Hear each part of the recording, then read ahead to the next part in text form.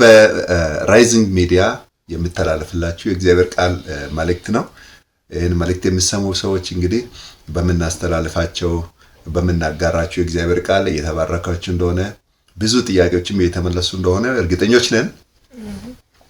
እናንተም ቢሆን እናንተ ጋር አእምሯችሁ ላይ የሚፈጠረውን ጥያቄ ወደኛ ማቅረብ ትችላላችሁ። ኮሜንት ጻፉልን፣ እኛም እንመልሳለን። ኮሜንቶቻችሁን ተቀብለን ደግሞ ሰብሰብ አድርገን ለእናንተ ምላሽ እንሰጣለን። ለዚህ ዝግጁ ነን።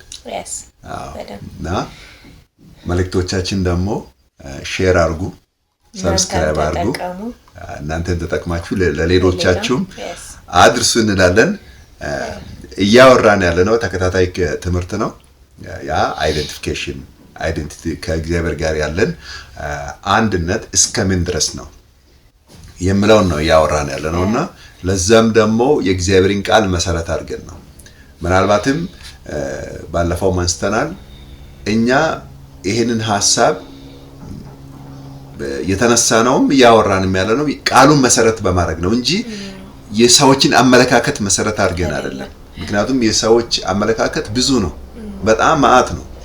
ብዙ ሃይማኖት አመለካከት፣ የሰው ዕውቀት ያመጣቸው ብዙ አመለካከቶች አሉ። እሱን እኛ አንችልም። ያንዳንዱን አጥንተን ስለማንችል የእግዚአብሔር ቃል ደግሞ ግልጽ ነው በዚህ ኤሪያ ነው እና እኛም ከዚህ ግልጽ ከሆነው መነሻ ተነስተን ነው እናንተም ብዙ ኮንፊውዥን ውስጥ እንዳገቡ የእግዚአብሔር ቃል ነገሩን እንደ ቀትር ፀሐይ ግልጽ አድርጎ ታስቀምጦታልና ብዙ ነገር ውስጥ ባንገባ እና ግልጽ በሆነው በተቀመጠው በእግዚአብሔር ቃል መነሻ ብናወራ ያም በተለይም በክርስቶስ ኢየሱስ በስጋ መገለጥ እግዚአብሔር ሁሉ ነገር ጠቅላላ አድርጎ ቁልጭ አድርጎ አስቀምጦታል። ያንን በመንፈስ ቅዱስ ብርሃን ዲስከቨር ካረግን ምንም ሩቅ አይደለም። እኛም ከመጽሐፍ ቅዱስ ጥቅሶችም እየታየ ሜንሽን እያደረግን ነው የምንናገረው። እናንተም ደግሞ ባይብላችሁን ይዛችሁ እሱን እያነበባችሁ ከዛም እያመሳከራችሁ መስማት አለባችሁ። ፕላስ ደግሞ ይሄን ቪዲዮ ብቻ ሰምታችሁ ከዚህ በፊት የነበሩትን ቪዲዮዎች ሳታዩ ላይክ ኮንፊውዥን ውስጥ እንዳገቡ ተከታታይ ትምህርት ስለሆነ ከመጀመሪያው አይደል ከአንደኛው ቪዲዮ ጀምሮ ብታዩት ሞር ነገሩም ላይክ ይገጣጠምላችኋል። እናንተም ኮንፊውዥን ውስጥ አትገቡም ማለት ነው። ሶ ከመጀመሪያው ጀምራችሁ እዩት ብለን እንመክራለን። በባለፈው ቪዲዮ ያነሳ ነው ወደዚህ እንግዲህ አይደንቲቲ ላይ ያነሳን ስለሆነ አይደንቲፊኬሽን በጣም ፓወርፉል ሜሴጅ ነው። ሰው በተለይ ይሄንን ሪሊ እውነተኛ አይደንቲቲውን ካገኘ የሰው ችግሩም ያው መጀመሪያ ቪዲዮ አንድ ላይ ያነሳው ችግሩ አይደንቲቲው ሚስ ማድረጉ ነው፣ ማንነቱ ሚስ አድርጎ ነው። መፍትሄውም ደግሞ ያንን ማንነት መልሶ በማስታወስ ነው። ሪሜምበር በማድረግ ወደ ልቦ ነው ወደ ነፍሱ ሲመለስ ነው ሰውም ነፃ የሚወጣው። አሁን ዓለም ላይ ያለው ኬዮስ ሁሉ ይሄ መዘበራረቅ ውጣ ወራድ የመጣው ሰው አይደንቲቲ ሚስ አድርጎ ነው። ስለዚህ የጦርነቱ ችግሩ በሽታው ረሃብ ውድነቱ ምናምን የሚባለው ውጪ ላይ በሽታም ረሃብም መከራም ጦርነትም ከውጪ የመጣ አይደለም፣ ራሱ ሰው ጋር የተፈጠረ ክራይስ ነው። ስለዚህ ሰው ከራሱ ከእውነተኛ ማንነቱ ጋር ከታረቀ ውጪ ያሉ ነገሮች በራሳቸው ጊዜ ሪስፖንድ ነው የሚያደርጉት፣ ጸጥና ረጭ ነው የሚሉትና ስለዚህ በግል ደረጃም ቢሆን ሰው ከራሱ እውነተኛ ማንነቱ ጋር ከታረቀ የፈለገ ጦርነት ውጪ የፈለገ ችግርና መከራ ቢኖር ጸጥና ረጭ ብሎ በድል ነው የሚኖረው ሰው። ስለዚህ መጀመሪያ ከእውነተኛ ማንነታችን ጋር መታረቅ ነው ወገኖችና ሌላ መፍትሄ የለም። እግዚአብሔር ያስቀመጠው አንድ መፍትሄ ነው። ለዛም እንግዲህ እግዚአብሔር መጨረሻ ነገሩን ጠቅላላ አድርጎ የስንዴ ቅንጣት በምታክል ነገር ነው ምላሽ የሰጠው ለሁሉ። ይሄ እንግዲህ የእግዚአብሔር ዘር የሆነው የእግዚአብሔር ቃል በስጋ ወደዚህ ዓለም ወደኛ ዓለም አክሰስ አድርጓል፣ ተገልጧል። ምክንያቱም ወደዚህ ዓለም ለመግባት ወይም የሰው ዓለም ለማምጣት የሰውን አይደንቲቲ ከሌለሽ የሰው ዓለም በውልደት መምጣት አትችልም።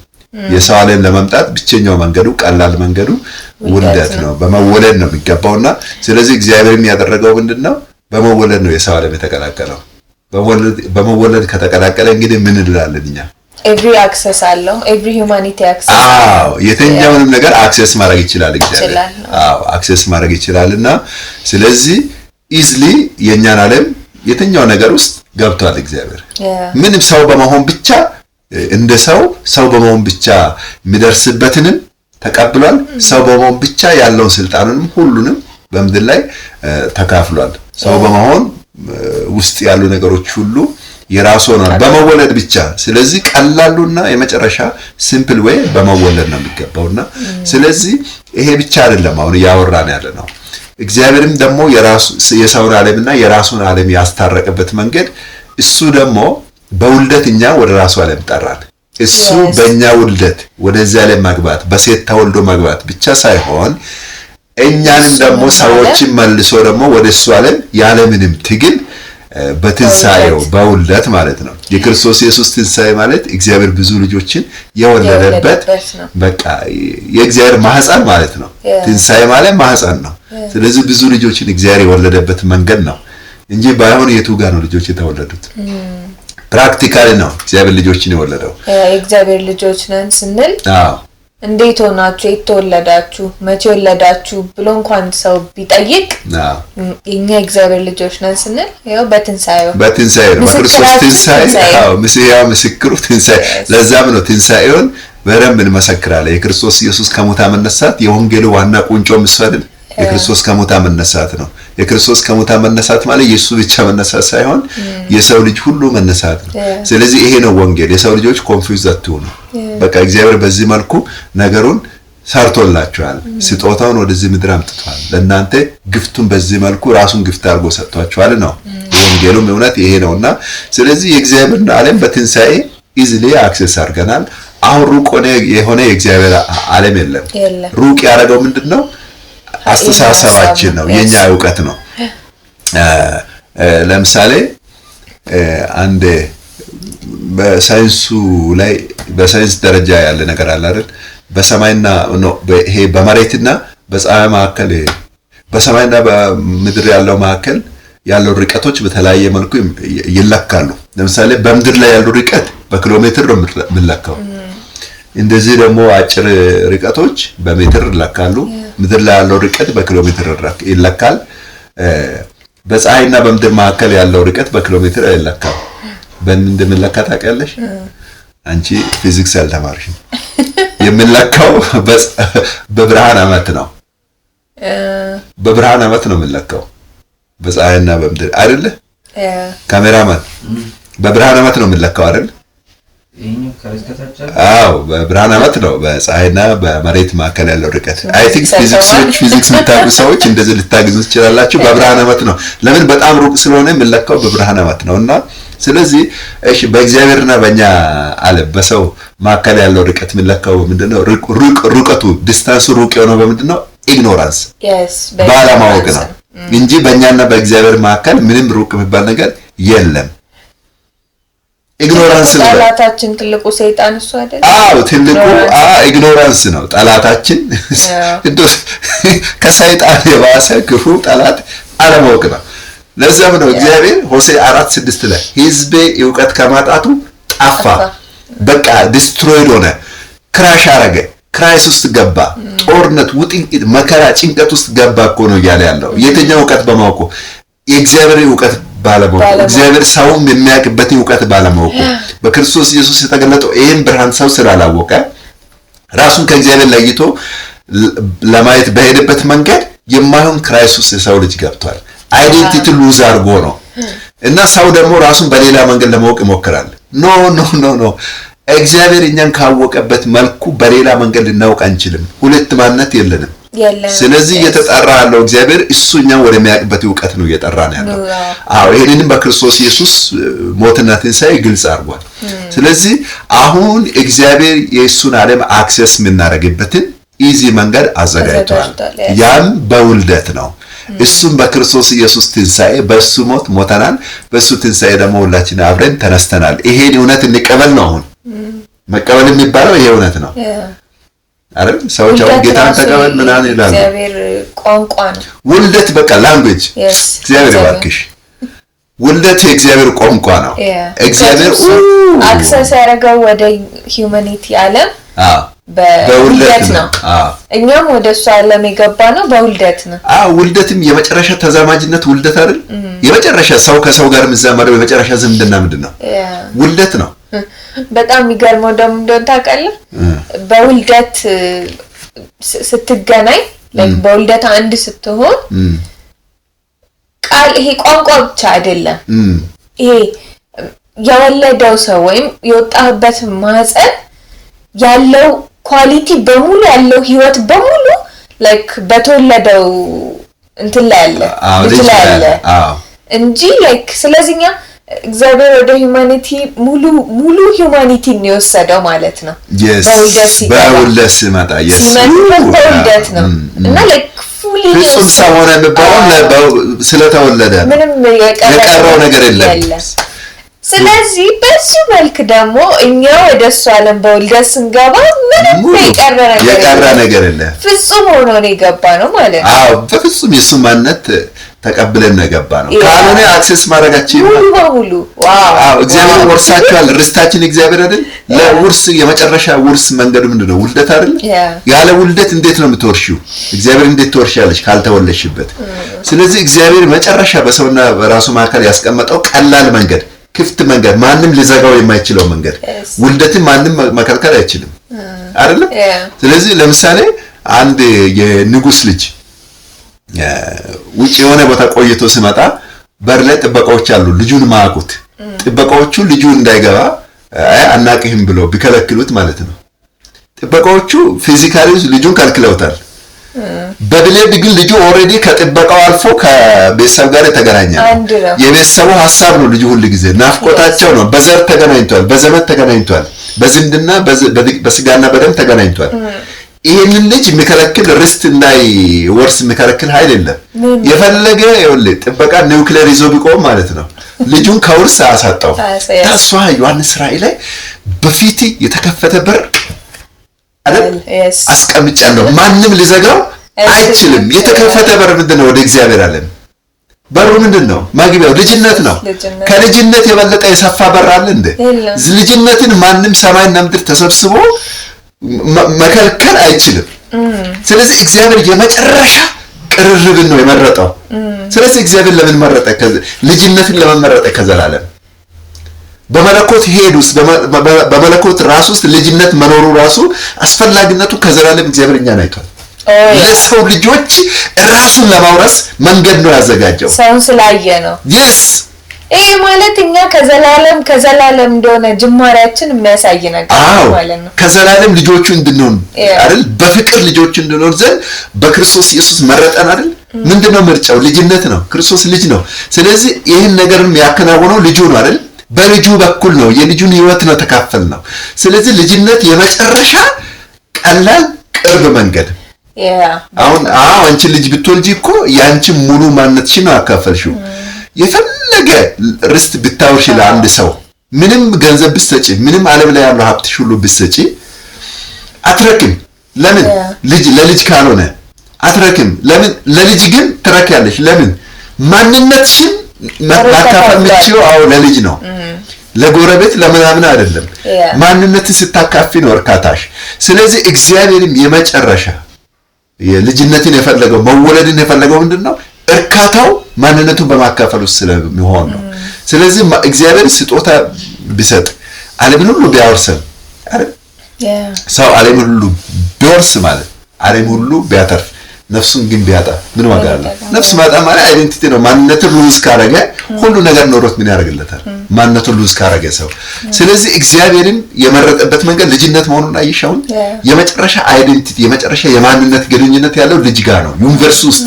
በእግዚአብሔርም በእኛ ዓለምም ልጅነት የመጨረሻ ቶፕ ሪሌሽን ነው ልጅነትን የሚከለክል ህግ የለም አይደል ኢቭን አሁን ቅድም እንዳልከው ማለት ነው ልጁ የንጉሱ ልጅ ጥበቃዎች ቢከለክሉት ልጅ አይደለህም አንተ ቢሉት እሱ ራሱ ልጅ እንዳልሆነ ቢያስብ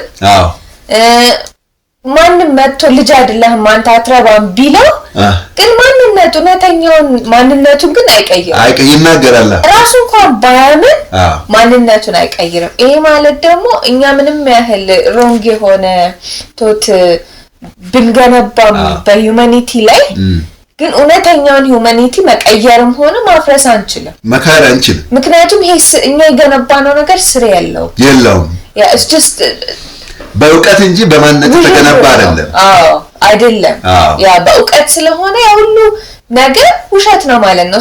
ማንም ሰው ስለራሱ ሮንግ ቶት ቢኖረው somehow ግን ይሄ እውነተኛ ማንነቱን ሲያውቅ ኦሬዲ የሆነው ነገር ስለሆነ ሪላይዝ ያደርጋል። yes ሪላይዝ ሲያደርገው ያ እውነተኛ ማንነቱ ነው ኦሬዲ ሆኗል። እንደሆነ ነው የሚያውቀው እንጂ ለመሆንም አይደለም። ራሱ ላይክ የሚበራለት ራሱ ለመሆን ሳይሆን ኦሬዲ ስለሆነ ነው። ማንነቱ ስለሆነ ማንነቱን ያውቃል፣ አወኬን ያደርጋል፣ ይነቃል። ልክ ማንነቱን ሲሰማ ሲያውቅ አወኬ እንዲሆናል እና ለዛም ነው ስጋ ለባሽ ሁሉ ሳር ነው ክብሩም እንደ ሳር ገለባ ነው ይላል። ነገር ግን ሳሩም አበባውም ይረግፋል፣ ሳሩም ይጠወልጋል፣ የእግዚአብሔር ቃል ግን ለዘላለም ጸንቶ ይኖራል። ስጋ ለባሽ ሚስ ቶት ነው። ሁማኒቲ የገነቡት የትኛውን ምርጥ የተባለ አስተሳሰብ ቆንጆ የሚባል እውነተኛ የሚመስል አስተሳሰብ ፍልስፍና፣ ሳይንስ፣ ሃይማኖት የገነባው ስለሰው የተገነኛ በጣም የተገነባ አሜዚንግ የሆኑ ሐሳቦች እንኳን የተወሰነ ዘመን እውነት መስሎ ሊቀጥሉ ይችላሉ። ነገር ግን አበባው ይረግፋል፣ ሳሩም ይጠወልጋል። የእግዚአብሔር ቃል ግን ለዘላለም ጸንቶ ይኖራል።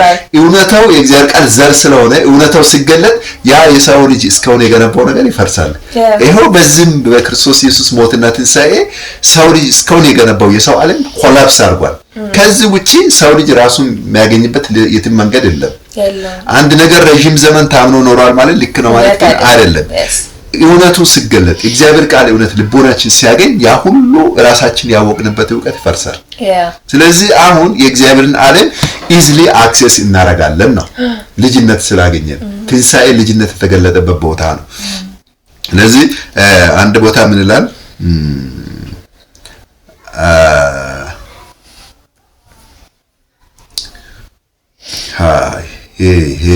This is huge በጣም It's amazing በጣም ኤፌሶን ምዕራፍ 2 ላይ እንዴት አክሰስ እንዳረግም ማለት ነው እግዚአብሔርን ዓለም ምዕራፍ 2 ከቁጥር 19 እንግዲያስ ከእንግዲህ ወዲህ ከቅዱሳን ጋር ባላገሮችና የእግዚአብሔር ቤተሰቦች ናችሁ እንጂ እንግዶችና መጻተኞች አይደላችሁም።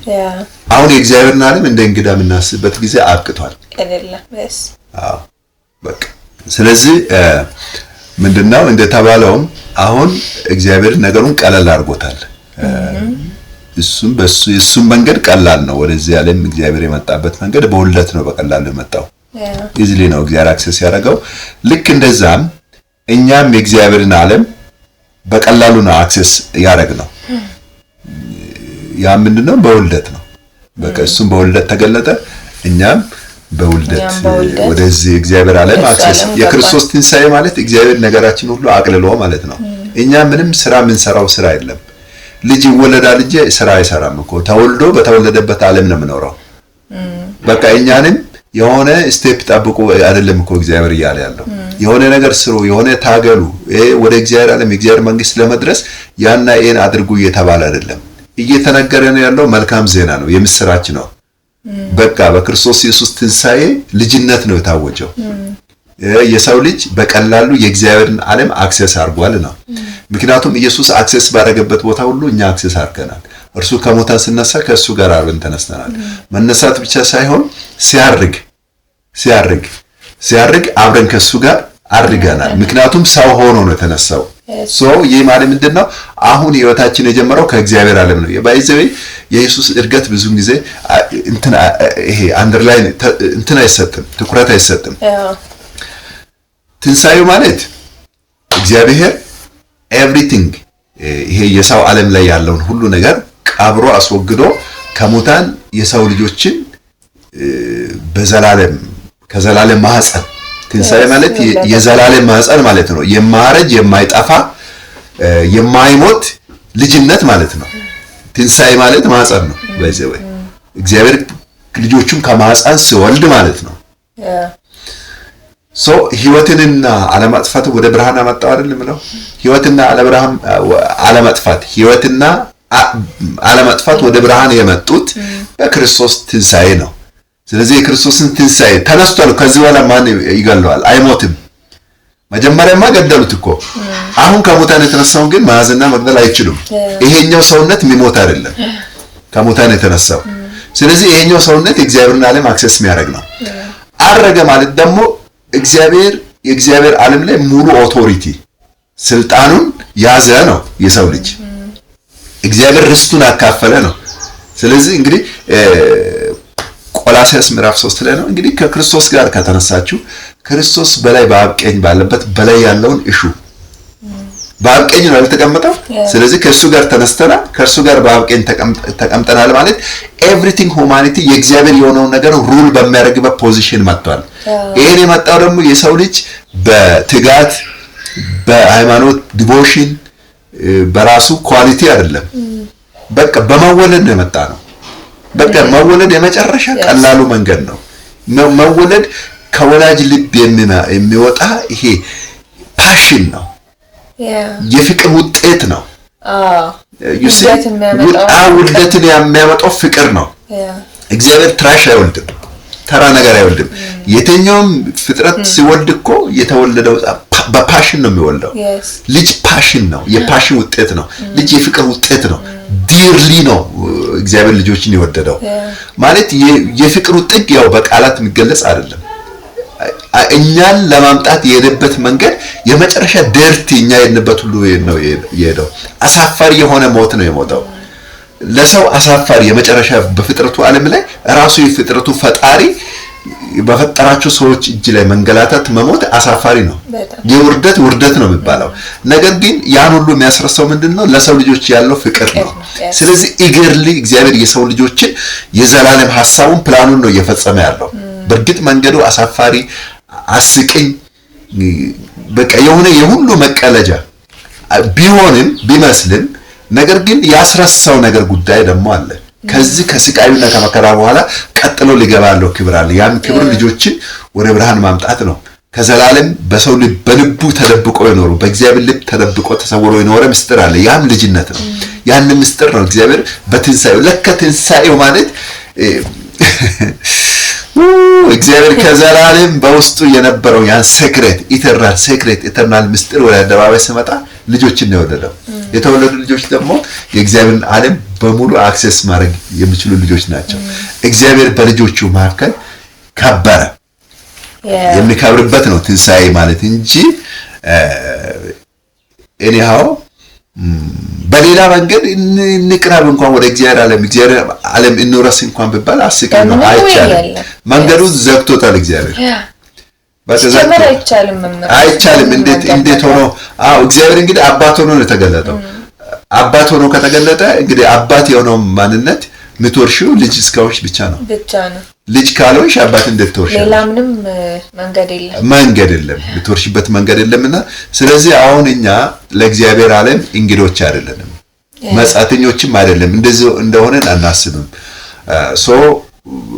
ባላጋሮች ከቅዱሳን ጋር አብሮ ወራሾች ነን። የእግዚአብሔር ዓለም አሁን የኛ ዓለም ሆኗል። የኛ ዓለም የእግዚአብሔር ዓለም እንደሆነ ሁሉ እግዚአብሔርም የራሱን ፍጥረት ሁሉ የሱ እንኳን ቢሆንም እሱ ሁሉን የፈጠረ ቢሆንም ነገር ግን የትትናው ብዛት የኛ ዓለም እንኳን ሊገባ በሌላ መንገድ አልገባም። እኛ በመጣንበት መንገድ በትትና ነው መጣው። ስለዚህ የኛ ሀገር ኢዝሊ ተጋርቷል። ስለዚህ እኛም የሱን የእግዚአብሔርን ዓለም ኢዝሊ አክሰስ እንድናረግ ያበጀው መንገድ ምንድነው? ልጅነት ነው። ስለዚህ ልጅነትን የሚዘጋ መንገድ የለውም። ልጅነት ሰፊ ጎዳና ነው። የእግዚአብሔር ዓለም አክሰስ የምናደርግበት ነው። የትኛውም ዕውቀት፣ የትኛውም ኃይል፣ የትኛውም ጉልበት የልጅነትን መንገድ መዝጋት አይችልም። ስለዚህ በልጅነት ካልሆነ በስተቀር የእግዚአብሔርን ዓለም አክሰስ ማድረግ አንችልም። ስለዚህ አይደንቲቲያችን መጨረሻ ከእግዚአብሔር ጋር ያለን አይደንቲቲ የመጨረሻው የተገለጸው በምንድነው? በልጅነት ነው ግልጽ የሆነውና ስለዚህ ልጅነት የመጨረሻ አንድነት ነው። የመጨረሻ የህይወት የማንነት ተካፋይነት ነውና ስለዚህ ከእግዚአብሔር ጋር በዚህ ልኩ አንድ እንደሆነን በክርስቶስ ትንሣኤ በግልጽ ታይቷል ማለት ነው። ልጅ አባት ያለው በሙሉ በሙላት እንዳለው አባትም ልጅ ያለው በሙሉ በሙላት እንዳለው እኛም ከእግዚአብሔር ጋር እግዚአብሔር በሙላት በእኛ አለ፣ እኛም በሙላት በሱ አለን ማለት ነው። እሱ በእኛ ይኖራል፣ እኛ በሱ እንኖራለን። እና ለዚህም አንድ ዮሐንስ ወንጌል 1:20 ላይ ነው ምን ይላል? አብ በኔ እንዳለ ኢየሱስ ሲናገር ማለት ነው። አብ በኔ እንዳለ እኔም በእርሱ እንዳለው እናንተም በኔ እንዳላችሁ ያን ቀን ታውቃላችሁ። የትኛው ነው? የትንሣኤው ቀን ነው። ነገሩ እንደዛ ነው የተገለጠው። ፋይናሊ አንድ ላይ በእርሱ አለ፣ እርሱ በአብ አለ፣ እኛ በእርሱ አለን። ስለዚህ በዚህ ነው ህብረታችን አንድ ነው፣ አንድ ማንነት። ስለዚህ ህብረታችን ፍጹም ነው። ስለዚህ ንግግራችን፣ ቋንቋችን ከዚህ ህብረት ነው የምናወራው። ከዚህ ህብረት ውጪ አናወራም። ጸሎታችን፣ መዝሙራችን፣ ንግግራችን፣ ኤቭሪቲንግ አምልኳችን ከዚህ መረዳት ተነስተን ነው የምናወራው እንጂ ከዚህ ዕውቀት ውጪ የሆነ ነገር ሁሉ በእግዚአብሔር ዘንድ ተቀባይነት የለውም። ፋላሲ ነው። ለኛ ይሆነን ሊመስል ይችላል፣ ነገር ግን በእግዚአብሔር ዘንድ እውነት ካልሆነ ምን ያደርግልናል? ስለዚህ እኛ ከእግዚአብሔር ጋር የተገናኘው በአባትና በልጅ ቁርኝት ነው። ይሄም አባትና ልጅነት ደግሞ የመጣው እግዚአብሔር ለሰው ልጆች ካለው ፍቅር የተነሳ ነው ማለት ነው። ፍቅር ቋንቋ ነው። እግዚአብሔር የሰውን ዓለም ኢዝሊ አክሰስ አድርጓል። ኢዝሊ እግዚአብሔር አክሰስ ያደረገበት መንገድ ደግሞ በውልደት ነው የኛን ዓለም። ለምን ይሄ ዓለም ለሰው ልጅ የተሰጠ ነው፣ ፊዚካል ዓለሙን። ስለዚህ እግዚአብሔር የኛ ዓለም እንደኛ ሆኖ ነው የተቀላቀለው እንጂ በሌላ መልክ አልመጣም። ይህ ባጭሩ የሚሰጠን ብርሃን ምንድነው? እግዚአብሔር ከኛ የራቀ ሳይሆን እጅግ ከምናስበው በላይ ከኛ ጋር ቅርብ አምላክ መሆኑን ከኛ ጋር ሲምፕሊ ኮሙኒኬት ማድረግ የሚችል እግዚአብሔር ነው እንጂ ይሄ ኮሙኒኬት ለማድረግ ወይም ለመግባባት ሩቅ የሆነ እግዚአብሔር አይደለም። እግዚአብሔር በእኛው ቋንቋ ነው ወደኛ የመጣው። በእኛ ሆኖ ከመጣ እኛ መግባባት በሚንችለው መንገድ ራሱን ገልጧል እንጂ ራሱን ከኛ አርቆ የሚኖር እግዚአብሔር አይደለም። በዛም ላይ ደግሞ ከኛ ጋርም በአባት በልጅነት አንድ የተሳሰረ እግዚአብሔር መሆኑን በክርስቶስ ኢየሱስ መገለጥ አይተናል። ስለዚህ እሱ ኢዝሊ የኛን ይሄ የሰውን ዓለም በቀላሉ አክሰስ እንዳደረገን at the same time ደግሞ እኛም የእግዚአብሔርን ዓለም በዚሁ ልክ ኢዝሊ ማለት ነው ቀሎን መኖር የምንችልበትን መንገድ እግዚአብሔር አሳይቶናል። ያ ምንድነው? ከዘላለም የተዘጋጀ መንገድ ነው። ያም ልጅነት ነው። በልጅነት በኩል ነው የእግዚአብሔርን ዓለም በቀላሉ አክሰስ ማድረግ የሚቻለው። ካልሆነ በስተቀር በየትኛው መልኩ የእግዚአብሔርን ዓለም ወይም የመለኮትን ዓለም አክሰስ ማድረግ አይቻልም። በልጅነት ካልሆነ በስተቀር በምን ወይ አክሰስ ማድረግ እንችላለን? ሰዎች ሊገምቱ ይችላሉ፣ በዛ ሊሉ ይችላሉ። ነገር ግን እግዚአብሔር ግልጹን ተናግሯል። ኢየሱስ ክርስቶስ አንድ ቦታ ምን አለ? መንገድ፣ እውነት፣ ሕይወትም እኔ ነኝ፣ በኔ ካልሆነ በቀር ወደ ያ መምጣት አይቻልም። እሱ ምንድነው? በልጅነት አይደል? በልጅነት ካልሆነ ወደ እንግዲህ አባት ነው አይደል? አባትን አክሰስ የሚደረገው የመጨረሻ ቅርበት የትኛው ነው? ልጅ በመሆን ብቻ ነው። ስለዚህ ኢየሱስ ክርስቶስ ልጅ በሆነበት በዛው እኛም ልጅነቱን በመካፈል ብቻ ነው የእግዚአብሔርን የመለኮትን ዓለም አክሰስ ማድረግ የምንችለው እንጂ እኛ በምናስበው መልኩ በተለያዩ በስራ በድርጊት አይደለም። ማንነት ደግሞ ድርጊትም አይደለም። ስለዚህ አንድ ቦታ ላይ ኢየሱስ ክርስቶስ በተፈተነ ጊዜ ምድረ በዳ ላይ የመጀመሪያ በእባቡ ማለት በሰይጣን ተፈተናል ምለው በተፈተነበት ቦታ የመጀመሪያው ሰይጣን አክሰስ ያደረገበት የመጀመሪያ ጥያቄው ምንድነው? እስቲ የእግዚአብሔር ልጅ ከሆንክ በአይደንቲቲ ነው። በአይደንቲቲ ነው የመጀመሪያውን እንትን የመጣው ራሱ ኩዌሽን ጥያቄ ምልክት አይደንቲቲውን ጥያቄ ምልክት ላይ አርጎ ነው የመጣው። እስቲ እግዚአብሔር ልጅ ከሆንክ ይሄንን ድንጋይ ዳቦ አድርግ ብሎ ነው የጀመረው። ያው ድንጋይን ዳቦ ማድረግ ድርጊት ነው አይደል? ይሄንን ድርጊት ይሄንን በመፈጸም ልጅነትን አረጋግጠ ነው የእግዚአብሔር ልጅነትን አረጋግጠ ነው። ልጅነት ደግሞ በድርጊት አይረጋገጥም። ልጅነት ማንነት ነው።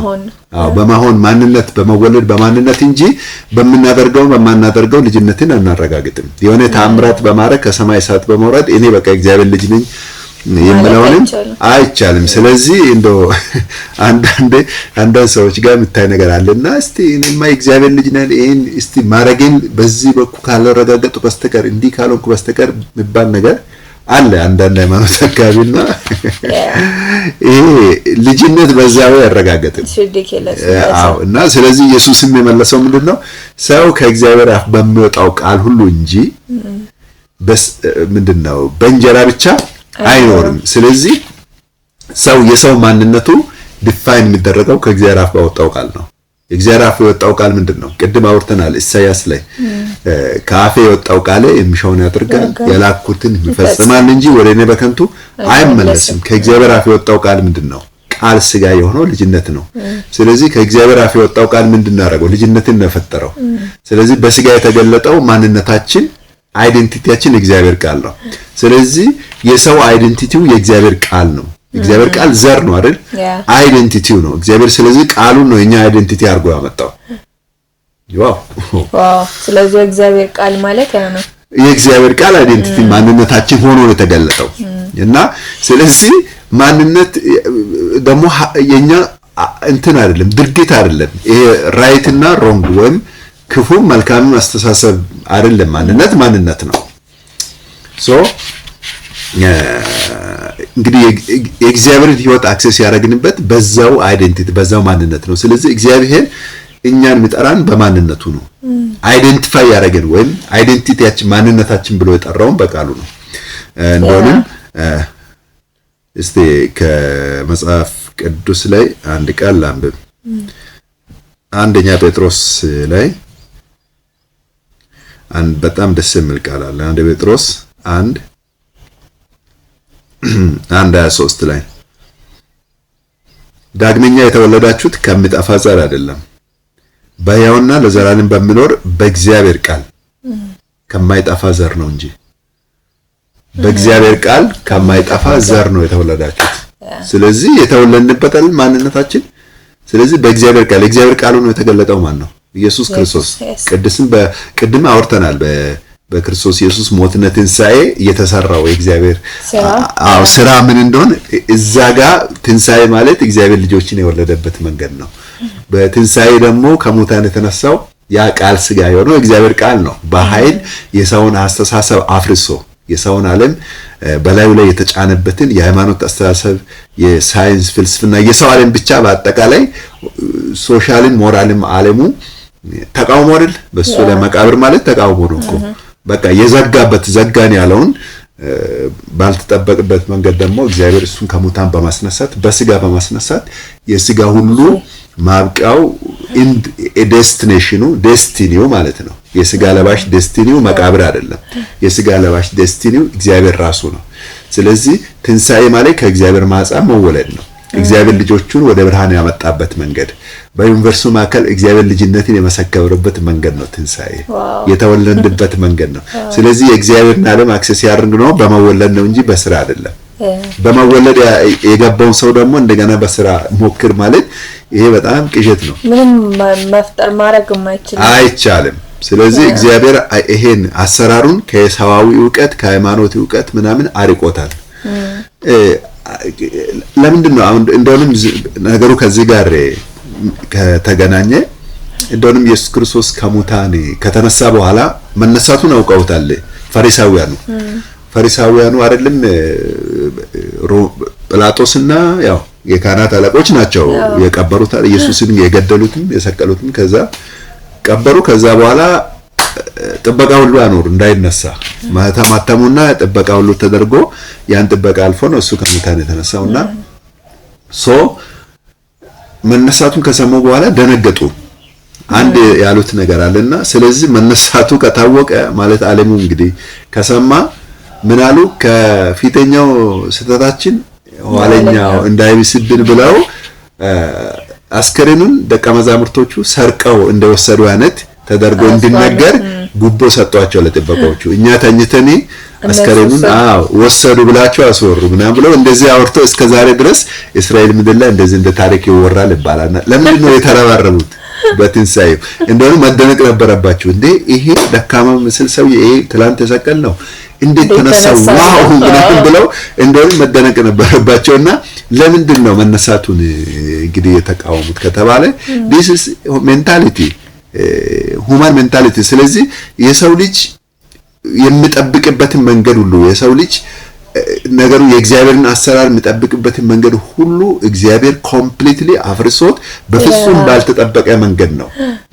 ገባሽ አይደለም? ኤክስፔክት ሊያደርገው በማይችለው መንገድ የሰው ልጅ ኤክስፔክት ሊያደርገው በማይችል መንገድ ነው እግዚአብሔር ልጅነትን ያመጣው። that's amazing። ስለዚህ የእግዚአብሔር ልጆች ራሱ የሆንበት መንገድ በፍጹም እኛ ልናስበው የምንችለው መንገድ አይደለም። ማለት ልክ ለምሳሌ የመጀመሪያ አዳም ሲፈጠር ፒክቸሩ ራሱ ተመልከቺ። አዳም አንድ ሰው ነው የተፈጠረው አይደል? ከጎኑ አጥንት እግዚአብሔር ወስዶ ሔዋንን ሲያመጣ በፍጹም አዳም ሊያስበው አይችልም። በእንቅልፍ አስተኝቶ ከጎኑ ሔዋን ስትመጣ ሕያውነት ሔዋን ማለት ማህፀን ዘር ያስቀጠለ ዓለምን የሁሉ ህዝብ በዛው በሷ ማህፀን ነው የመጣው አይደል? ማለት አዳም ድፍን ነው ሙሉ አንድ ሰውዬ ነው። በፍጹም ሌላ ሰው የለም አጠገቡ አንድ ሰው ነው የነበረው። ከጎኑ ሌላ ሰውን ማግኘት በፍጹም የሚታሰብ አይደለም። ዝግ ነው አይደል? በፍጹም አዳም ሊያስበው ከማይችል ቦታ ነው ህይወት የወጣው። you see ማለት አዳም የተደመደመ በቃ ይሄ ማይወልድ ማይባዛ ባዩ አንድ ሰው ነው። ከዛ ውስጥ በፍጹም ለዛም አዳምን እንቅልፍ አስተኝተው አዳም አላወቀም። ይሄ እግዚአብሔር አሰራር ነው። እግዚአብሔር ሰው ከሚያስብበት መንገድ አይደለም የሚጀምረው። ከዛ ነይ እና ሳራና አብርሃም ጋር ሲመጣ ሳራ መውለድ ማትችል ሴት ናት። አብርሃምም ደግሞ እድሜው ሄዷል። ስለዚህ በፍጹም እነሱ ቤት መውለድ አይታሰብም። ከዛ ከደረቀ ማህፀን ልጅ ይስሐቅ የሚመስል ይስሐቅ የሚያክል ልጅ ሲያመጣ በፍጹም ሰው ካቆመበት ነው እግዚአብሔር እየጀመረ የመጣው። አዲስ እንተም ደግሞ ሕዝቅኤል ላይ የሕዝቅኤል ትንቢተ ሕዝቅኤል ላይ ደግሞ አንድ ቦታ ላይ እግዚአብሔር ነብዩን ሕዝቅኤልን ምን አለው? የደረቁ አጥንቶች የሞሉበት ሸለቆ ይዞ ተደና እነዚህ ሸለቆ ውስጥ ያሉ የደረቁ አጥንቶች ምንም አጥንት ብቻ ነው ነበረው። ከዛ እግዚአብሔር ቻሌንጅ አደረገው። እነዚህ አጥንቶች በህይወት ይኖራሉ እኔ ብሎ ጠየቀ። ሕዝቅኤል ያለው ምንድነው? አጥንት በፍጹም እንግዲህ አስሮም ሕዝቅኤል እንደሰው ጌታው አንተ ታውቃለህ ነው። በቃ እጁን ያነሳው ዛጋ you see amazing። ስለዚህ በቃ ፒክቸሮቹን ስታይ አዳም ጋር እነ ሳራ ጋር እንደገና ሕዝቅኤል ጋር በዘመናት መካከል ደግሞ ይሄ መውለድ ማይችል ሰው at the same time ማርያም ጋር ስትመጪም በፍጹም ወንድ ማታቅ ሴት ናት። በፍጹም ማለት ነው ምንም ወንድ አክሰስ ያላደረጋት ሴት ኢየሱስን የሚያክል ልጅ ትወልድ። የእግዚአብሔር አሰራር ከኛ ጋር በፍጹም በፍጹም አይገናኝም። ስለዚህ እግዚአብሔር ሁሉን ነገር የሰራው በራሱ መንገድ ነው። ከኛ የተጠበቀው ደግሞ ዌልካም ነው። ካሞን ኑ የእግዚአብሔር የሰው ልጆች ሆይ ይሄ ለእናንተ ተዘጋጀ። እግዚአብሔር የማንን ሐሳብ የሌለበት የማንን ሐሳብ ጣልቃ ያልገባበት የሰው እጅ የሌለበት ከዘላለም ለብቻው በራሱ መንገድ ከራሱ ተነስቶ በፍቅር ለሰው ልጆች ያዘጋጀው is amazing way። ስለዚህ የተዘጋጀልኝ ይሄ አይደንቲቲ ነው፣ ልጅነት ነው ፋይናሊ የተዘጋጀውና ስለዚህ ልጅነት እግዚአብሔር ልጅን እንግዲህ ልጅነትን ወደዚህ ምድር ያመጣው ወደ ብርሃን ያመጣው ልጅነትን የገለጠው ሰው ልጆች በፍጹም ባልጠበቁበት መንገድ ነው። ለዛም ነው ይሄንን እውነት ለመረዳት መንፈስ ቅዱስ የመጣው። ዋው ይሄ ወሳኝ ፖይንት ነው። ምክንያቱም በማይንድ በካልኩሌሽን አይገባም። አይገባም። ስለዚህም ነው እኔ በሄድ ይሻላችኋል ያለውም ለዛ ነው ኢየሱስ። ምክንያቱም ሆሊ ስፒሪት ሲመጣ በውስጣችን ለኛ ያስረዳናል። ሰው ከሚነግረን ወይም ኢየሱስ ራሱ ከሰበከው ይልቅ ሆሊ ስፒሪት በውስጣችን ሆኖ ለኛ ደግሞ በመንፈስ ያስረዳናል። በህይወት የሚገልጣው ነገር ይበልጣል ነው የሚገባን። አው ኢየሱስ ብዙ ነገር ነገራቸው። ደቀ መዛሙርቶቹ ጋር 3 ዓመት ተኩል አብሮ ቆይቶ በነግራቸው ምንም የገባቸው ነገር የለምና በቃ እኔ ብሄድላችሁ ይሻላል አለ። እኔ ብሄድላችሁ አጽናኙ ወደ እናንተ ይመጣል፣ መንፈስ ቅዱስ ወደ እናንተ ይመጣል። ያ የእውነት መንፈስ በመጣ ጊዜ ግን ወደ እውነት ሁሉ ይመራችኋል። ስለ ወዴት ነው ወደ እውነት መምራት? ወደ እናንተ እውነተኛ ማንነታችሁ ወደ ሶርስ ነገሩን ወደ ረሳችሁበት ወደዛ እውነት ወደ ምንጩ ይመራችኋል። ማንነታችሁን በግልጥ ያሳያችኋል ነው ባጭሩ ወደ እውነት መምራት። መቼስ ወደ ሶርስ የሚመራው ወደ ምንጭ የሚመራው ከምንጩ ራሱ አይደል? ምንጩ ራሱ። ስለዚህ ወደዛ ወደ መጣንበት እውነት የሚመራን መንፈስ ቅዱስ ብቻ ራሱ እግዚአብሔር ካልሆነ በስተቀር በየትኛውም ሳይንስ በየትኛውም ስሌት እውነተኛ ማንነታችን ምንጭ ማንነታችን ማወቅ አንችልም።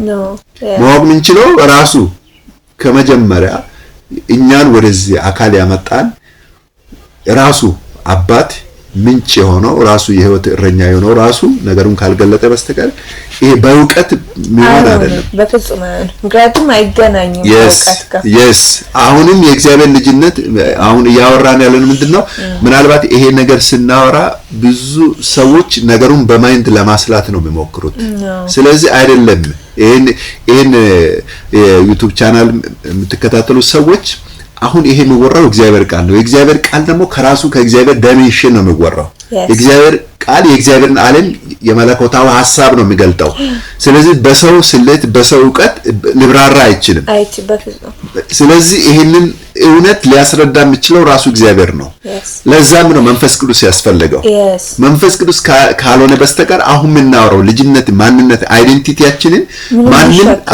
ማን የኛ አእምሮ ሊሸከመው አይችልም ምክንያቱም ከአእምሮ ጋር ሊታረቅ ነገር አይደለም አሁን የምናወራው ነገር ከአዳም ጎን ሔዋን የምታክል አንድ ሙሉ ሴት እንዴት ትወጣለች ከአእምሮ ጋር አይታረቅም ሳራ የተዘጋ ማህፀን ያረጀ ማህፀን እንደገና መካን ማህፀን እንዴት ይወልዳል የተረቁ አጥንቶች እንዴት ነው ሰው የሚሆኑት ይሄ በፍጹም ድንግል እንዴት ነው የሚወልደው ይሄ ግልጽ ነው እግዚአብሔር እያለ ያለው ቋንቋ ምንድነው ይሄንን በእናንተ አእምሮ በእናንተ አስተሳሰብ አክሰስ ማድረግ አይቻልም መንፈስ ቅዱስ ካረዳ በስተቀር ይሄንን ብርሃን ማግኘት አይቻልም ስለዚህ መንፈስ ቅዱስ ያግዘናል ስለዚህ እኛ እዚሁ ሆነን ሪሊ በእውነት የእግዚአብሔር መንፈስ የጥበብና የመረዳት መንፈስ እንዲሰጣችሁ እኛ እንጸልያለን አሜን የጥበብና የመረዳት መንፈስ ያገኛችሁ በክርስቶስ ኢየሱስ የሆንንበትን ያንን ማሆን በክርስቶስ ኢየሱስ እግዚአብሔር ከዘላለም እኛን የጠራንበት ያንን መጠራት ያንን ማንነት ሪሊ አንደርስታንድ እንድናረግ የእግዚአብሔር መንፈስ የጥበብና የመረዳት መንፈስ ይስጣችሁና አሜን ስለዚህ በራሱ በእግዚአብሔር መንፈስ ካልሆነ በስተቀር ይሄ ካፕቸር እኔ በራሴ አልሞክረው ሳይንስ የተጻፈ ነገር ሸምድደሽ ታውቂያለሽ ሪሰርችም ላቦራቶሪ ውስጥ ገብተሽ ሪሰርች አድርገሽ ልታውቂ ትችያለሽ at the same time የሰውን አመጣጥ ብለሽ እንደ ፊዚካል ያለው ነገር ፎሲል ጥናት አጥንተሽ በአርኪኦሎጂ ጥናትን ታሪኮችን ማጥናት ትችይ ይሆናል ብዙ ነገር በመሳሪያ ብዙ ነገር ተጠቅመን ከዚህ ምድር ውጪ ሌሎች ፕላኔት ላይ ሄደን አሁን ዛሬ በቴክኖሎጂ ሰዎች ሄደው የተለያዩ ዓለም ሄደው እንደሚያጠኑ ወደዛ ሄደን እናጠና ይሆናል ነገር ግን ይሄኛው በየትኛው መንገድ አንደርስን ስለዚህ ለሌላኛው ቦታ አንድ ቦታ ምንላል አንደኛ ቆሮንቶስ ላይ ነው ከሰው ከራሱ በስተቀር በሰው ልብ ያለውን የሚያውቅ ማንም የለም ይላል እንደሁም ከእግዚአብሔር ከራሱ በስተቀር በእግዚአብሔር ልብ ያለውን ማንም አያውቅም ነገር ግን እኛ የእግዚአብሔር የሆነውን እንዲያው እናውቅ ዘንድ እግዚአብሔር ራሱ መንፈስ ሰጥቶናልና this awesome የእግዚአብሔር የሆነውን ማወቅ ምንችለው በራሱ መንፈስ ነው ያን እንድናውቅ ነው መንፈስ ቅዱስ ያስፈልገው በሱ እገዛ ካልሆነ አሁን የሚወራውን አይዴንቲቲያችሁን የእግዚአብሔር ልጅነትን ተውት አንችልም ዕውቀት እየሞከርን ከሆነ አንችልም ካሁኑኑ መታው ነው እግዚአብሔር ያግዘን ማጥፊያ ነው ጭራሽ ለመልካም የሆነው ነገር ማጥፊያ ነው የሚሆነው ያው እንደምናየው ማለት ነው እንግዲህ ምድር ላይ በመናየው ሁሉም እግዚአብሔር ቃልን እየተመሰረተ አይደለ መጥፊያ የሆነው ሁሉም በየመሰለው መንገድ እየተረጎመ የእግዚአብሔርን ቃል የተገለጠው ልል የፈለገው ሌላ ሰዎች ደግሞ ተርጉሞ ለራሳቸው የሚተረጉሙት ሌላ ሆኖ ሁሉም ለጊዜያዊ ሁኔታው እንደተመቸው ያው ሰው እንደተመቸው ለራሱ ምኞት ሲተረጉም አደገኛ ነው ሰዎች የእግዚአብሔርን ቃል ለራሳቸው ምኞትና ፍላጎት ለነፍሳቸው ዲዛይር ተርጉሞ ዴይ ቱ ዴይ በሚኖርበት ላይፍ ለዛ ተርጉሞ ለመጠቀም ሲሞክሩ መጥፊያቸው ነው የሚሆነው መጥፊያ ለዛ ነው ብዙ ሰው ይሄንን ቃል ነው የሚያወራው እንግዲህ የሚያወራው ይሄን ቃል ነው ጠቅሶ መናገረው ይሄንን እውነት ነው ነገር ግን at the same time ደግሞ ተቃራኒ ነው የሚኖረው ሰው why ሁለተኛ ደግሞ ህይወቱ ላይ እየሰራ አይታይም ሰው ህይወት ላይ ለዛ ነው ሰው በጣም ብዙ ጊዜ ሰዎች ሃይማኖትን ተከትለው ይሰላቻሉ ይሄው ቃል ነው የምንነገረው ለምንድነው ሰዎች የሚሰላቹት ነገሩን የምናይበት ብርሃን ነው ወሳኝ ነገሩ ከተገለጠበት አንግል ካልሆነ በስተቀር ይሄንን እውነት በራሳችን አእምሮ በራሳችን አስተሳሰብ ሄደን እንሞክር ከተባለ ጭራሽ መርዝ ነው የሚሆነው። ለመልካም የተባለው አዎ መጥፊያ ነው። ሌላ መጥፊያ የሚያመጣው ደግሞ የሆሊ ስፒሪትን ኢግኖር ስላደረግ ነው። ኢግኖራንስ ኦፍ ሆሊ ስፒሪት ነው ይሄንን ያመጣው። ምክንያቱም ይሄንን ሊያስረዳን የሚችለው መንፈስ ቅዱስ ብቻ ነው። መንፈስ ቅዱስ ካልሆነ በስተቀር ይሄንን እውነት ለሰው ልጆች አድሬስ ማድረግ የሚችለው አይደለም። መጀመሪያም እኮ ኢየሱስ ክርስቶስ በስጋ ሲገለጥ እኮ እሱ በስጋ እስካልተገለጠ ድረስ ማንም የሰው ልጅ ማዳን እኮ አይችልም። አንድ ቦታ ምን አለ ኢሳያስ ላይ ነው። ኢሳያስ ምዕራፍ 59 እንደዛ አካባቢ ይሁን ብቻ ምዕራፉን እርግጠኛ ባልሆንም ክፍሉን ያው ትረዱታላችሁ ታውቃላችሁና እግዚአብሔር አየ ምድር ላይም ተመለከተ አንድ እንኳን ወደ እርሱ የሚማልድ እንደሌለ አየና ከዛ የገዛ ክንዱ መድኃኒት አመጣለት ይላል። የገዛ ክንዱ ማን ነው? የራሱ ልጅ የገዛ ክንዱ መድኃኒት አመጣ አይደል? ልክ በተወለደ ጊዜ አይደል? ዛሬ በዳዊት ከተማ መድኃኒት የሆነ እርሱም ጌታችን ኢየሱስ ክርስቶስ ተወልዶልናል። ስለዚህ ዓለምን ከጠፋበት ከዚህ መጥፊያ ዓለም በራሱ ሐሳብ በራሱ ዕውቀት አይደል የጠፋው ሰው ከዛ ማዳን የሚችል ማንም የለም። ራሱ እግዚአብሔር ስጋ ለብሶ እስካልመጣ ድረስ ሰውን ከዚህ መጥፋት ከዛ ጥፋት ሴቭ ማድረግ የሚችል የለም። ከሰው ልጅ ደግሞ ጠፋን እኮ መንገድ ስተናል እኮ እንመለስና ማንነታችን እዛ ቦታ ነው እንፈልግ ብሎ እንኳን አንድ ሰው ወደ እግዚአብሔር የሚማልድ ጠፋ። የለም አንድም ሰው የለም ምድር ላይ እግዚአብሔር ተመለከተ። ስለዚህ ያለው አማራጭ ራሱ እግዚአብሔር በስጋ መገለጥ ነው። ለዛም ነው በጨለማ የደስ ታላቅ ብርሃን አየ የተባለው። ለመጀመሪያ ጊዜ እዛ ነው ይሄ ቃል እግዚአብሔር እንግዲህ ያወራው ማለት ነው። በጨለማ የደስ ታላቅ ብርሃን አየ የተባለው ኢየሱስ ክርስቶስ በስጋ የተወለደ ቦታ ነው። ከዛ በፊት ማንም ብዙ ነቢያት ተነስተዋል፣ ብዙ አባቶች አልፈዋል፣ እግዚአብሔርን ቃል ያመጡ ብዙ ሰዎች አሉ። ነገር ግን ብርሃን ሆኖ ተወልዷል የተባለ ማንም ሰው የለም። ብቸኛው ወደ ምድር የመጣው ብርሃን እሱ ነው። ለዛ ነው እሱ ብርሃን ሆኖ ነው ወደ ዓለም የመጣው። መጥምቁ ዮሐንስም ተናግሯል። እኔ ስለ ብርሃን ልመሰክር እንጂ እኔ ራሴ ብርሃን አይደለሁም ነው አለው። ስለዚህ ወደ ምድር የመጣው ብቸኛ ብርሃን እርሱም ኢየሱስ ክርስቶስ ነው። ያን ብርሃን የተኛው ብርሃን ነው የሰው ልጆች የጠፉበትን መንገዳቸውን ቢጠቁም የሚያሳይ ብርሃን ነው። ስለዚህ ኢየሱስም በስጋ ሲገለጥ እሱ ካልተገለጠ በስተቀር ብርሃን ሆኖ የሰው ልጆች እውነተኛ ማንነት መግለጥ የሚችል አልነበረም እስከዛ። እርሱ ይዞት የመጣውን ኢየሱስ ክርስቶስ በምድር ላይ ሊሰራ የሚገባውን ስራ ጨርሶ ሲሄድ ደግሞ ያንን እውነት ወደ ሰው ልጆች ኮሙኒኬት ኢየሱስ ክርስቶስ በሕይወት ዘመኑ ላይ ምን አረገ፣ በውልደቱ በሞቱ በትንሣኤና በእርገቱ ምን አረገ ብለው ሰው ልጅ አሁንም በማይንዱ ሊያውቅ አይችልም። ስቲል ማወቅ አይቻልም። ስለዚህ ይሄንን እውነታውን በተጨባጭ በእኛ ህይወት ላይ ወርክአውት ፍሬ እንዲያፈራ ኢየሱስ ክርስቶስ የሰራው አጠቃላይ የማዳን ስራ በእኛ ህይወት ላይ ፍሬ እንዲያፈራ በየዕለት ህይወታችን ላይ ፍሬ እንዲያፈራ ደግሞ ፍሬያማነትን በእኛ ህይወት የሚሰራው ደግሞ መንፈስ ቅዱስ ነው። ስለዚህ አሁን የምንኖረው የኢየሱስ ክርስቶስ የሰራውን ስራ ፍሬውን ነው። ያንን ፍሬ በህይወታችን ፍሬ የሚያፈራው ደግሞ መንፈስ ቅዱስ ነው። ያለዚያ አንችልም። በቃ ዝግ ነው መንገዱ። በፍጹም አንችልም። አንድ መንገድ ነው። አንድ ብርሃን ነው ያለው። ያንን ብርሃን ደግሞ የሚያሳየው የብርሃኑ ባለቤት ሆሊ ስፒሪት ፍሬያማነቱ የሚሰራው ሆሊ ስፒሪት ነው። ስለዚህ በራሳችን መንገድ በየትኛው ወይ ይሄ ሎጂካሊ ማሰብ አንችልም በፍጹም። እና ስለዚህ ይሄ እውነት ልቦናችን ላይ እስኪበራ ድረስ ጴጥሮስ እንደተናገረው ከገናናው ክብሩ የሚወደው ልጄ እርሱ ነውና እሱን ስሙት የሚል ድምጽ በመጣ ጊዜ ከእሱ ጋር አብረን ነበርን። እኔ ዮሐንስና ያዕቆብ አብረን ነበርን አለ ጴጥሮስ። ነገር ግን አለ ከዛ ሁሉ የሚበልጥ የትንቢት ቃል አለን ይላል። ያ ድምጽ ለካ ለሱ ብቻ አልነበረም የመጣው፣ እንደ ትንቢት ነው የተገለጠው። ከሱ ይልቅ የሚበልጥ የትንቢት ቃል አሁን አለን፣ ኮንፈርም ተደርጓል። በእርሱ ሞትና ትንሣኤ ያ እውነት በልባችን ውስጥ አሁን ተረጋግጧል። አሁን በውስጣችን አባ አባ ብሎ የሚጮህ የልጅ ድምጽ ነው ያለን። ለዛ ለልጅ የመጣው ድምጽ ለሁላችንም የመጣ የሱ ማንነት በሁላችን ውስጥ አሁን በትንሣኤ ሆኗል። ያ ድምጽ አሁን ዛሬ በእኛ ውስጥ ያለው ነው። ያ የትንቢት ቃል በእኛ ውስጥ ኮንፈርም ተደርጓል። ስለዚህ ሰው በጨለማ ስፍራ ናለው እንግዲህ የንጋት ኮከብ በልባችሁ እስኪበራ የንጋት ኮከብ በልባችሁ ማለት ይሄ ቀኑን እስኪነጋ አይደል?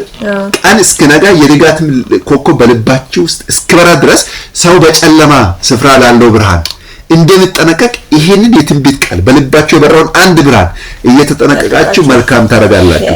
that means የበራልን የልጅን አንድ ብርሃን ነው ያለው። ስለዚህ ለምሳሌ ጨለማ ስፍራ ያለው ሰው አማራጭ ብርሃን ከሌለው አንድ ብርሃን ከሆነ ብቻ ያለው አንድ ሻማ ካለ እሷ ጠፋች ነው። ስለዚህ እሷን እንዴት ነው የሚጠነቀቀው? ያችን ብርሃን እንዴት ነው የሚጠነቀቀው? ስለዚህ ሰው በጨለማ ስፍራ ላለው ብርሃን አንድ ብርሃን እንደሚጠነቀቅ አሁንም በጨለማ ስፍራ ላለ ለኛ በልባችን የበራው ብርሃን አንድ ነው። እግዚአብሔር ወደ ራሱ እኛን የጠራበት ብርሃን አንድ ብርሃን ነው። ያም ልጅነት ነው። የልጅነት ማንነትን ነው ሼር ያደረገን። ከዛ ውጪ ሌላ ብርሃን የለንም። ስለዚህ የንጋት ኮከብ በልባችን ሪሊ እስኪበራ ሪል አንደርስታንድ እስክናደርግ በነፍሳችን ሆራይዘን በነፍሳችን አድማስ ውስጥ ልክ ንጋት ጧት ፀሐይ ስትወጣ ሁሉ ነገር ግልጽ ሆኖ እንደምታይ በእኛም በውስጥ በነፍሳችን ሆራይዘን ይሄ አንደርስታንዲንግ ፉሊ እስኪበራ በርቶ እውነተኛ ማንነታችን ግራስፕ እስክናደርግ ድረስ አንደርስታንድ አድርገን በዚህ ህይወት በድል እስክንመላለስ ድረስ ይሄንን የበራልን የትንቢት ቃል ማለት ነው ጠንቅቀን ይሄንን አጥብቀን መያዝ አለብን። አማራጭ የለንም። በቃ አማራጭ በሌለ ነገር ውስጥ ነው አሁን ያለ ነው። በቃ እግዚአብሔር የተናገረው አንድ መንገድ ነው። ነገሩን ኮንክሉድ ያደረገው በዚህ መንገድ ብቻ ነው። ስለዚህ ወደ እግዚአብሔር አክሰስ የምናደርግበት እግዚአብሔር ከተናገረው ውጪ ሌላ መንገድ የለም። መንገዱም አንድ ነው። እሱም በልጁ የገለጠው እውነት ነው። ያን እውነት ደግሞ ሆሊ ስፒሪት በየዕለቱ ወደ ልባችን እያመጣ ኮንፈርም እያደረገ እያበረታታን እያስተማረ እያመራን ነውና በራሳችን ዕውቀት በራሳችን አንደርስታንዲንግ በሰዋዊ ወይ በሃይማኖታዊ መንገድ እግዚአብሔር መንገድን የእግዚአብሔርን ዓለም ማንነትን አክሰስ ማድረግ አይቻልም። ስለዚህ let us depend holy spirit መፈለግንም ማድረግንም የሚያደርገው ራሱ በእኛ አንቺ ብሩክ እኮ ነሽ። ስለዚህ በእኛ ውስጥ መፈለግንም ማድረግንም የሚሰራው እሱ ራሱ ነው።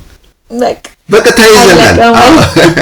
what a dependence ማለት ሆሊ ስፒሪት እሱ ላይ ዲፔንድ ከማድረግ ውጪ ደግሞ ይሄን እኮ ይሄ ሁሉ እግዚአብሔር እየሰራለው ነገሩ በእኛ አእምሮ እግዚአብሔር ለኛ የሰጠን ስጦታ ለኛ እግዚአብሔር የገለጠው ስጦታ ይሄ ጸጋ በእኛ አእምሮ ልክ ይሄ ብለን ማንጨርሰው ነው። ከአእምሮአችን በላይ ስለሆነ ቀስ በቀስ ማለት ነው ሆሊ ስፒሪት ወደ ራሱ ዓለም ኮች ያደረገን ነው ወደዛ እየወሰደን ያለን። በአንድ ጊዜም ተነግሮ የሚያልቅ ጉዳይ አይደለም። አይደለም። በጣም ሰፊ ነው። ራሱ እየኖር ነው ምናየው ራሱ አስት በቃ የፈለኩ ፖይንት ይሄ ነው። አንድ ጊዜ ሐሳቡን ሰብስበን የምንይዘው ነገር ሳይሆን እየኖር ነው ማለት ነው። የሆነ በሐሳብ ደረጃም አይደለም እኮ የሚነገር እየኖር ነው። ይሄ ነው እንደ ለካ እያልን ነው የምንኖረው። ዴይሊ እየኖር ነው የምንቀጥለው ነው። ተገረምን እየኖር ነው ደግሞ እስከ ዘላለም እንጂ ታይምሌስ ነው እንትኑ ስጦታው የሚያረጅ ስጦታ አይደለም። አያረጅም ስጦታው ያ ምሳሌያችን አይደለም። ፌድ የሚያረግ አይደለም። የተሰጠን ህይወት በየዕለቱ በመኖር የሚገለጥ ነው። ሌሎች ስጦታዎች ተቀብለ የሆነ ጊዜ ያረጅ ይሆናል።